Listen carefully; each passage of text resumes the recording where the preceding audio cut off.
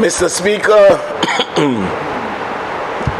it was never my intention to speak on this resolution, because generally I tend to believe, Mr. Speaker, that when a resolution is tabled in this August chamber, a resolution that brings relief to the people of this country, and in this instance 8,000 people, there would be very little room for debate.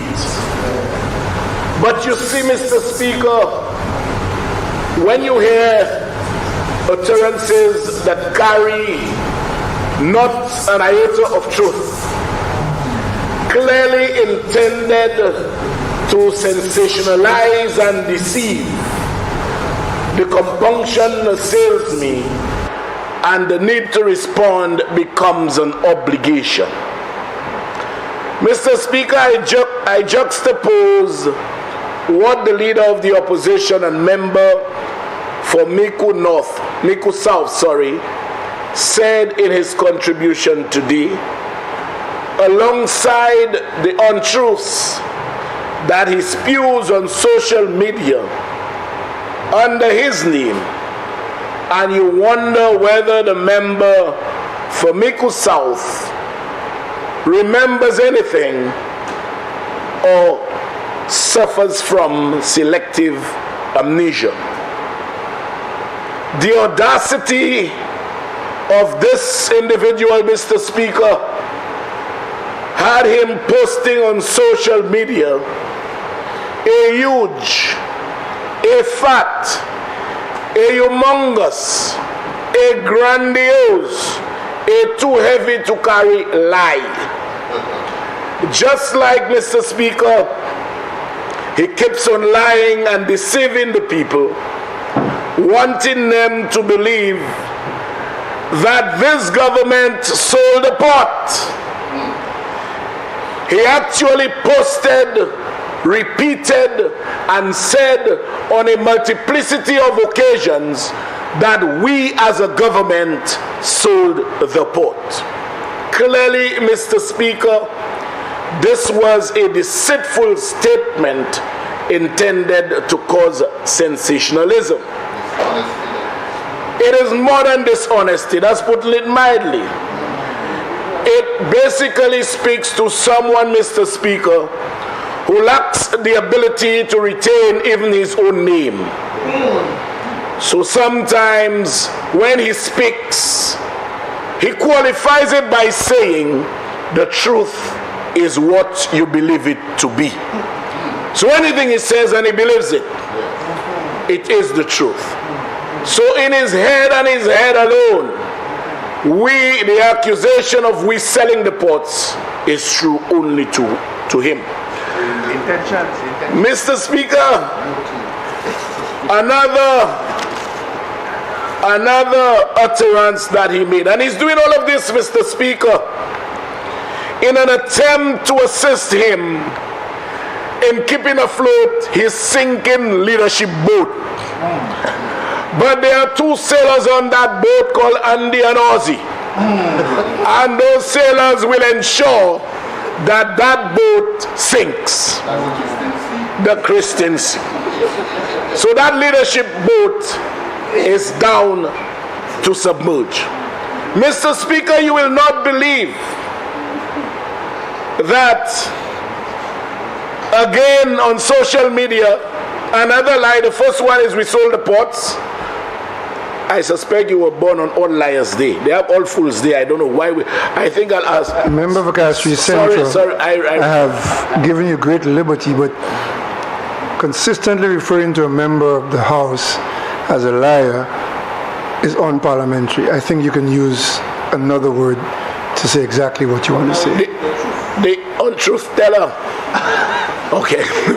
Mr. Speaker, Mr. Speaker, that's one of the arguments I always get myself involved in. If a member has been factual and can substantiate whatever he asserts. And it is, Andrew Paul and I had that discussion, I remember one time. He said even if he knows, and he was referring to the leader of the opposition, who was then Prime Minister, even if he knows and he can decipher the lies that he told, in his mind, this man ought not lie, so he'll use some other words. Anyhow, I am guided, Mr. Speaker. But Mr. Speaker, another untruth is that he posted today's borrowings will bring our borrowings as a government in excess of $500 million. Yes, he did. He posted it under his name on social media. And what is worrisome, Mr. Speaker, there are persons who are supposedly intelligent. They take this and they run with it, expecting their leader to be telling them the truth. They came down on this government for the allegation of selling the ports, which is an untruth. They are going all over the place. They even said there is no longer Madi Puete, is Madi Vole. That is how far they have gone, Mr. Speaker, in response to a false allegation that our borrowings today will bring us in excess of $500 million. You know, a leader, your leadership boat is sinking, and you are seeking to cause sensationalism by having the few noisemakers latched onto you. The other birthday party, I counted 12, he wasn't even there. A leader who had promised to have 15,000 people converge on the square. Mr. Speaker, I passed there in a surreptitious way. Clarification, are you yielding? There was never any... Are you yielding, Member for Castries Central? No, I wouldn't yield, Mr. Speaker. Clarification, no. If it's a point of order, yes. His clarification is cause for further confusion. Mr. Speaker, the leader of the opposition said he will have 15,000 people congregate on the Derek Walcott Square. But guess what? He didn't even know. He did not even know where the demonstration was. He disembarked on the VG field, by which time the vehicle left. He had to walk from the VG field to the square. So he didn't even know. And I rather suspect he didn't know where the party for him was. But Mr. Speaker, on a very serious note, Mr. Speaker, you cannot, as a leader, as an ex-prime minister, be feeding your people, your followers, with so many untruths. Not one or two, many. We sold the ports. Mr. Speaker, this government, to fund the 2022-2023 budget, is yet to borrow 1 penny.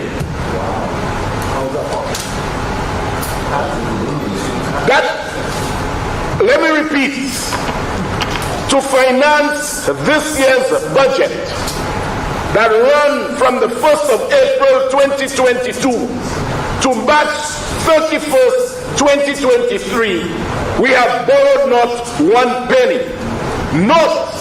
I did not say that within the confines of the budget, an intention to borrow was not expressed. I'm not saying that. I'm not saying that. I am saying today, since the passage of the budget, we are yet to borrow 1 penny. But eventually we will have to, because the budget has to be financed. But for this individual, Mr. Speaker, to tell his people that this will take us to over $500 million is a blatant untruth. You see, Mr. Speaker, this leader of the opposition ex-Prime Minister, member for Miku South, has the record for borrowing. And we can check the records, it will prove it. He has the record of borrowing. The most money borrowed by any government in one term was under the lead of government. And that can be substantiated, Mr. Speaker. Mr. Speaker, you know, I sit and I listen to the leader of the opposition, and sometimes I'm wondering, why am I in politics? You know why? If I were to be in politics and deceive as much as the leader of the opposition and tell so many untruths and be such a hypocrite, I don't want to be in politics. Mr. Speaker, whilst the leader of the opposition sat right here in that seat, another post of his, that today we are creating new jobs for the boys by making room for the appointment of a deputy speaker. Can you imagine, Mr. Speaker? In 5 years, you have this chamber functioning without a deputy speaker. In 5 years, you made a mockery of the Constitution. When you were interrogated, you said that the Constitution says when it's convenient to me. 5 years later, it wasn't convenient. We are seeking to kill a defect. We are seeking to bring normalcy because, you know, the Constitution envisaged that there would have been honorable men and women who have to ensure that the stipulations within the Constitution are adhered to. That's correct, before he was born. But here came the leader of the opposition into the political periphery, and all recluse, Mr. Speaker. Totally disregarded the Constitution, and not only in that regard, he started off his tenure. The Constitution clearly says that there shall be a sitting of Parliament within 30 days after a general election. He disregarded that. When interviewed, you know what he said, Mr. Speaker? The Constitution imposes no sanctions. You know, taking our most supreme law for party show, Mr. Speaker, and then want to come and pose yourself as some kind of authoritarian holding moral high ground. Where? So you disrespected it by having Parliament beyond the 30 days. You further disrespected it by not appointing a deputy speaker. And guess what, Mr. Speaker? You know why he did not appoint a deputy speaker? Because he wanted to make room for the largest cabinet in the history of St. Lucia. He had the largest cabinet in the history of St. Lucia. So the deputy speaker, that position as mandated by the Constitution, was sacrificed as he relied on his own interpretation of as far as or when it's convenient.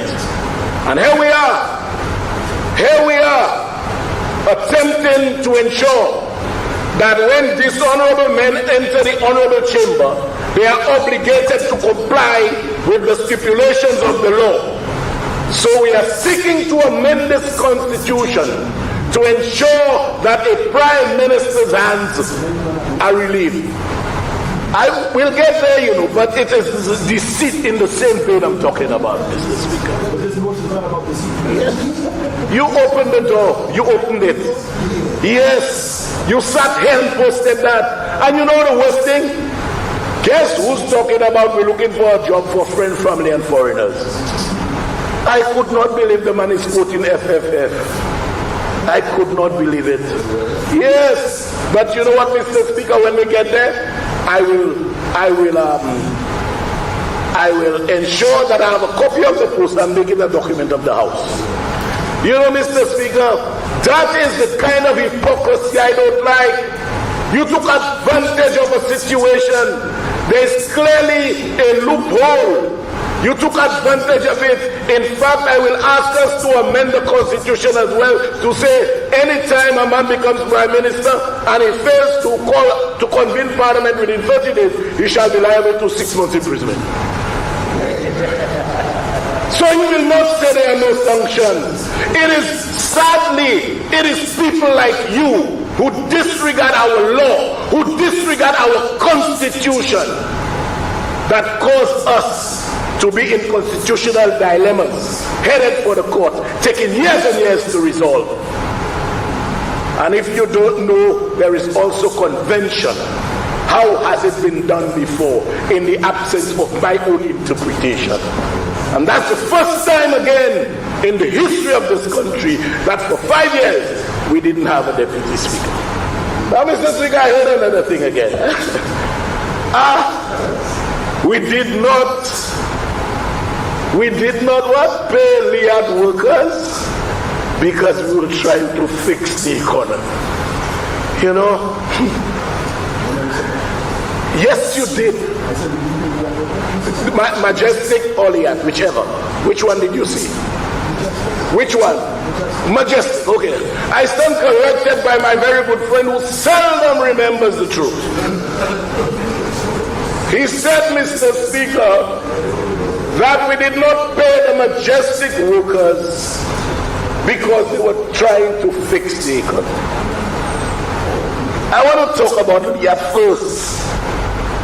Mr. Speaker, I was in a cabinet of ministers with the leader of the opposition. The leader of the opposition was then Minister of Tourism. You remember? I know you don't remember much. You remember you said under your tenure as Minister of Tourism, you would build 13 hotels. You remember that? With me? 13 hotels. But Mr. Speaker, as Minister of Tourism, you gave millions and millions away to American Airlines. You gave millions to foreign aircraft. Say I lie to foreign airlines. Say I lie. And you opened your mouth and you said you will not assist Liad. Mr. Speaker, the allocation to Ministry of Tourism, which was supposed to have been used to promote St. Lucia as a destination, was being used to make donations to foreign airlines except Liad. What were you giving them money for? Donations. What are they? American was coming here with empty seats. Because guess what? The Minister of Tourism had already paid for the vacant seats. That is a fact. I remember one year, Mr. Speaker, the allocation to the Ministry of Tourism was $50 million. It was increased. Mr. Speaker, I speak from a standpoint of knowledge. $50 million. Because persons who have the view there is a tourism guru at the helm. But it turned out to be a tourism mumu. Because boxing in paradise took so much of our money. FCCF conference, donations to airlines, nothing to promote the better good of this country. A food and rum festival. You know, my ex-prime minister is reminding me, he was the one who made the allocations. You know, and today, you have the audacity, the gall to come into this honorable house. The ex-prime minister says he thought the member was a tourism guru. And those are facts, Mr. Speaker. Those are facts. Oh, Heppel, how much was being paid to Heppel again? You are Minister of Tourism. It's the same way, you know. It's the same way. You are Minister of Tourism. They give you to run the tourism ministry. You bring in people to help you work. It is the same way you are Minister of Finance. We had never in the history of this country paid anybody any money to help us do our budgets. Our loyal civil servants always came to the call. But no, Ernst & Young. Ernst & Young get Ernst & Oil now. Money they have, so. You know. And you know, Mr. Speaker, when he was questioned, he said, hey, he didn't even take 1% of the budget. You move in a budget of $1.8 billion. 1% is 18 million. You have the audacity to even tell us how much it cost you? Sir John never did that. Kenny Anthony never did that. Philip J. Pierre never did that. There was no ex-prime minister who ever did that. The loyal civil servants were there. But for the first 3 years, he had no faith in them. He sidelined them. He disregarded them. And guess what, Mr. Speaker? When things got rough and there was no more money in the government coffers, he reverted to them. He reverted to them. And today, want to come in this chamber and pretend you have all the answers. Which answers? Which answers? Which answers you have? In 2016, our economy was the best performing economy in the OECS. The best. You left it at the worst. You know. In 2016, Mr. Speaker, we were paying $32 million in rent. When he left it in 2021, our rental bill had gone up to $72 million a year. Yes. He almost doubling it, or more than doubling it. More than doubling it.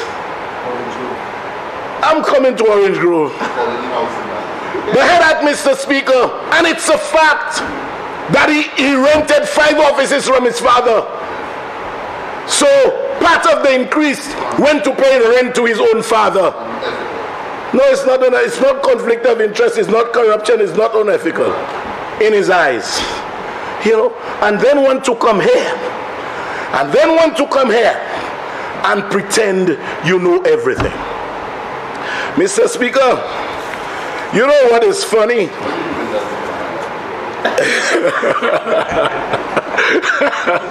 You know what is funny, Mr. Speaker? The leader of the opposition never entertained Liat workers.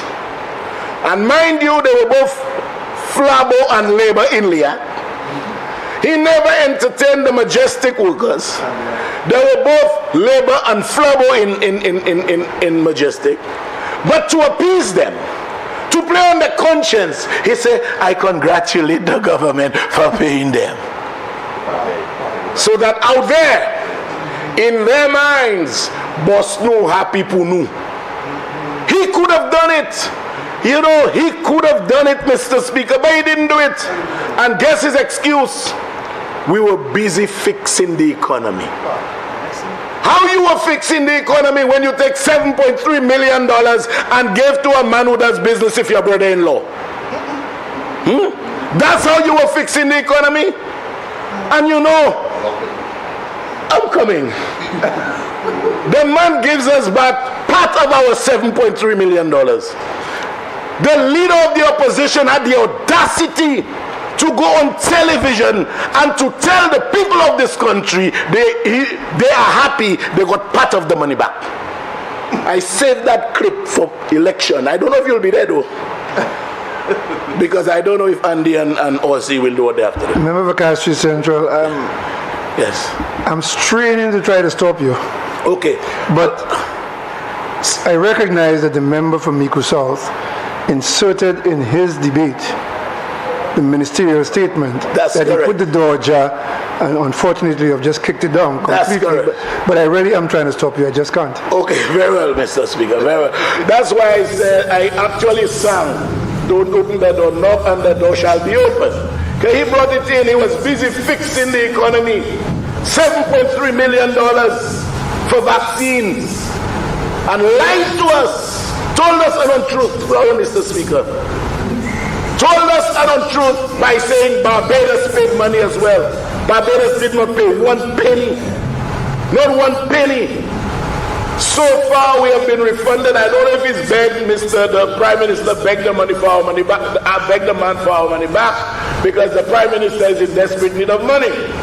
The man sent us 2.7, he has 4.6 left for us. On behalf of the government and people of St. Lucia, I am asking the member for Miku South to make an assiduous effort to retrieve the monies that came from our coffers and for which we have received no value. Please.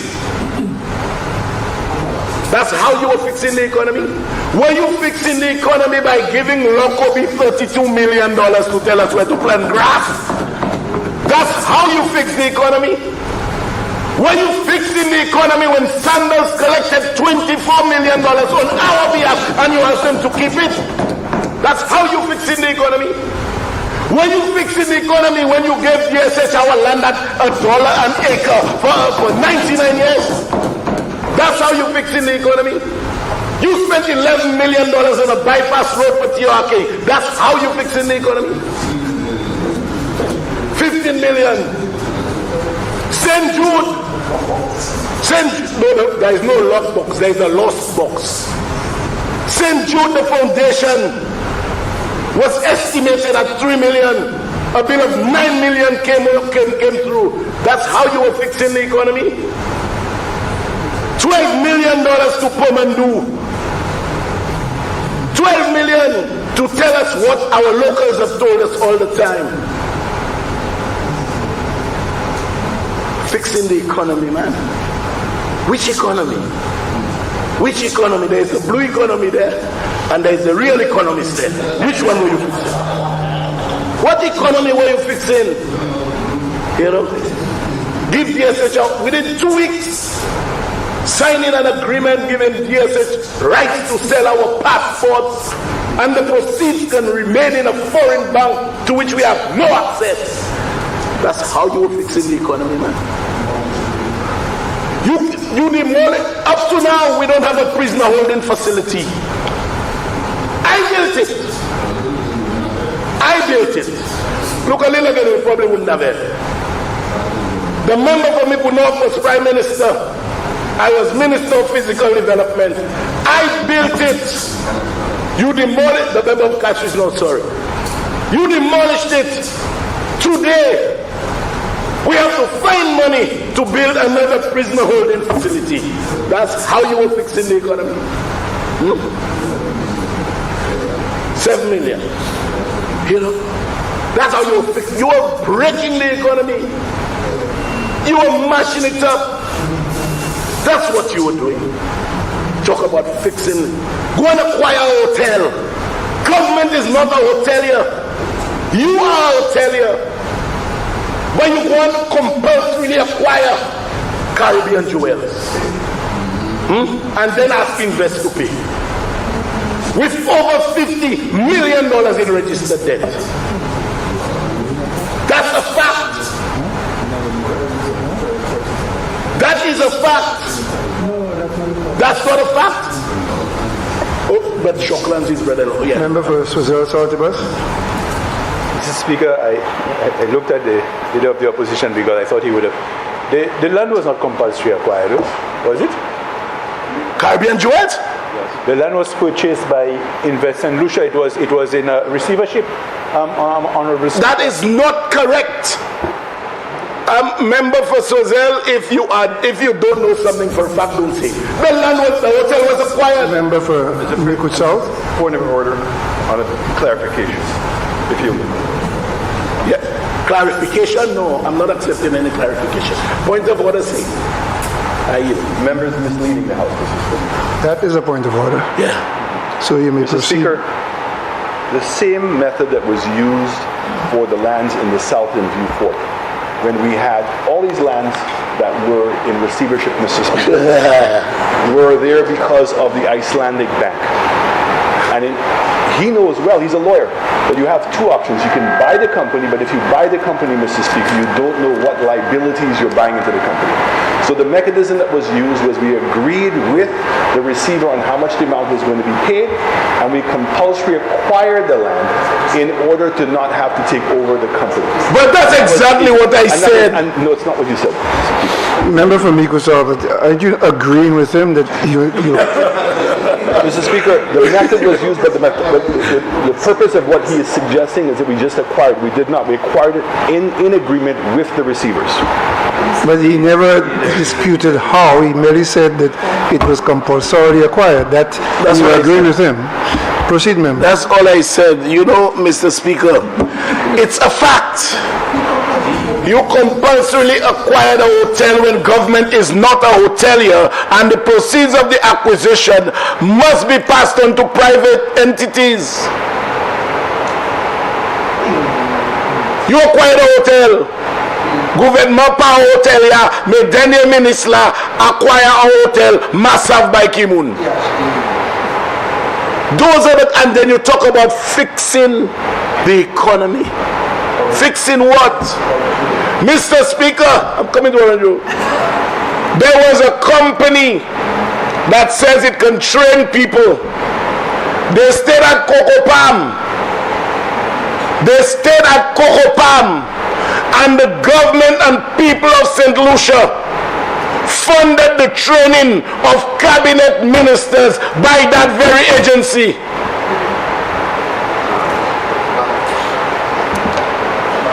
Dr. Bat, they train you? The man, our representative, our ambassador to England at the time, Ambassador Mayers, even flew down to be trained by Dr. Bat at Coco Palm. And the bill was footed by the taxpayers of this country. You were fixing the economy. You were fixing the economy. You know, Mr. Speaker, under the stewardship of the member from Miku North, we acquired the Orange Grove Hotel. No, Castries North, sorry. Under his stewardship. It was something I was never in agreement with, but it went through. We spent in excess of $50 million cumulatively on that hotel. Yes, on the building, sorry. On the mall, Orange Grove Mall. You see that hotel thing done stick in my mind already, Mr. Orange Grove Plaza.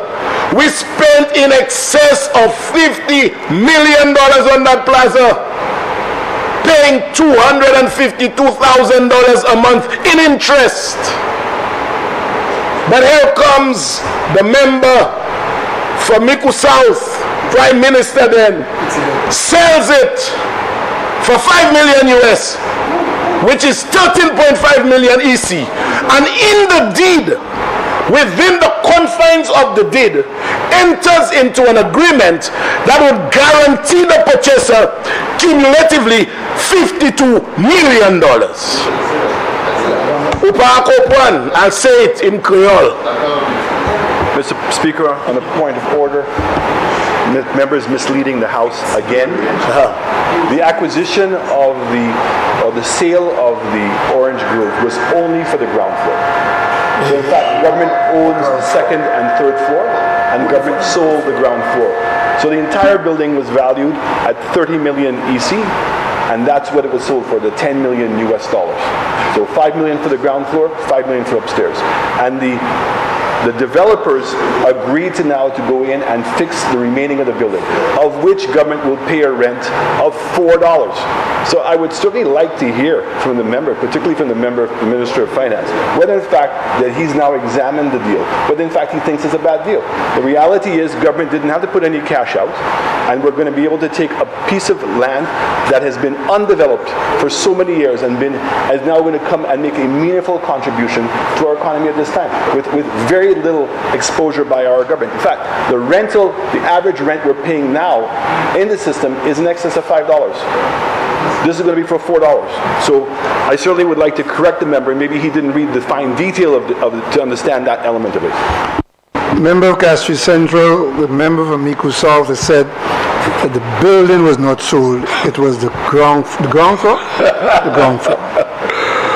Mr. Speaker, I know you are one who knows the law. Mr. Speaker, to sell any part of a building now, it must be sold in accordance with the Condominium Act. There is a deed of sale of the property registered from the government of St. Lucia, from Amazonas Properties, a company owned by the government of St. Lucia, to whoever there is a registered deed of sale. What it is, within that deed, it says that the government undertakes, and I remember the square footage, 78,406 square feet at $4 a square foot. That's correct, right? Good. How much is that monthly? I don't know. You just told us it's at $4. $4 a square foot, Mr. Speaker. With 1 3/4 acres of land. Yeah, the floor space is 43,000, almost 2 acres. You sold the property. You are turning back. You are turning back and rent 2 floors. If you sold the ground floor, I have to pay rent. You sold the property, turn back, rent almost 80,000 square feet at $4 a square foot, which is almost $320,000 a month. Tansa Alan Shaste Fele Seklisiemis. Tansa. Nutenio building Layokwe Orange Grove. Nous dépasser $50 million lay. Comme Premier ministre Alan Chasney Vani pour $12.5 million, 13.5. Et en même temps qu'à Vani, il dit qu'on ça il a loué presque 40,000 pieds carrés en the building. C'est presque déacté. À $4 par pied carré. Ça a venu about $300,000 par mois. Par mois. En de yon année, combien ça là, ça y est? En de yon année, nous n'avons fait $3,700,000 nous. En 10 l'année, après la rivière, il y a combien de profits là? Et nous supposons être là pour 16 l'année. And that is how you fix the economy? Huh?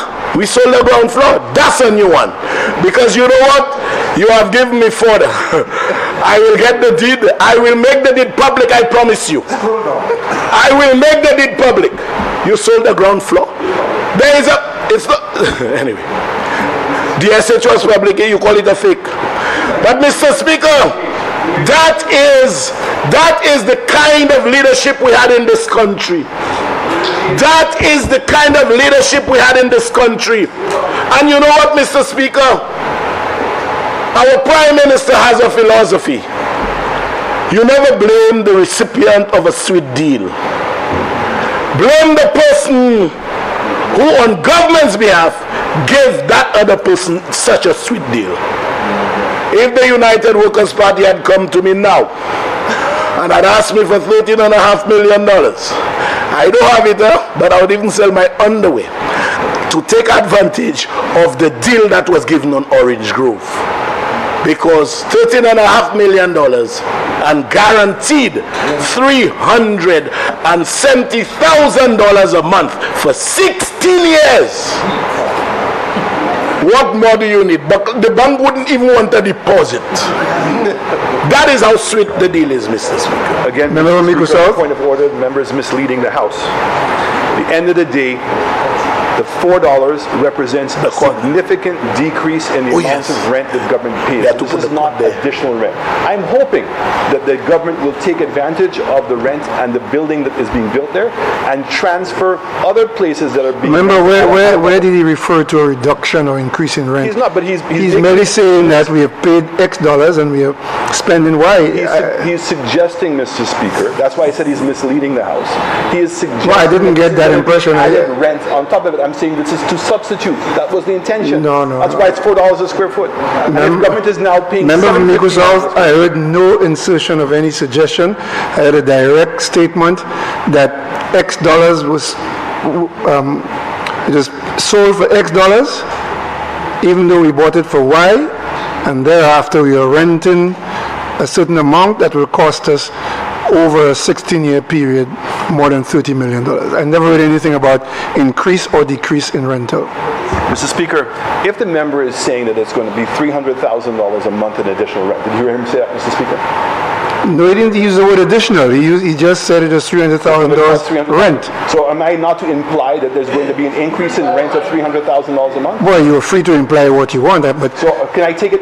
You can take it how you want. The Speaker didn't take it that way, and that is what matters. Can I get your clarification? My clarification is that all I heard the member for Castries Central say was whilst he was minister, they bought a building and spent nearly $50 million overall on that building. That building was then sold for $13.5 million. You have attempted to clarify it was only the ground floor. That's in the air. Out of that $13.5 million, you're renting... Sorry, go ahead, yes. You have agreed to rent over 70,000 square feet at $4, which comes to $300,000 a month. That's all he said. Thank you, Mr. Speaker.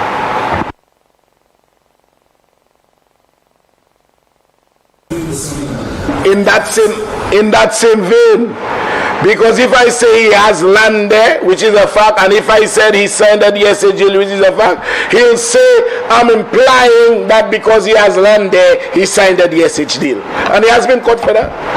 He has been caught for that. I said a member of his family is a director of a family, which is a fact. She has been caught for that.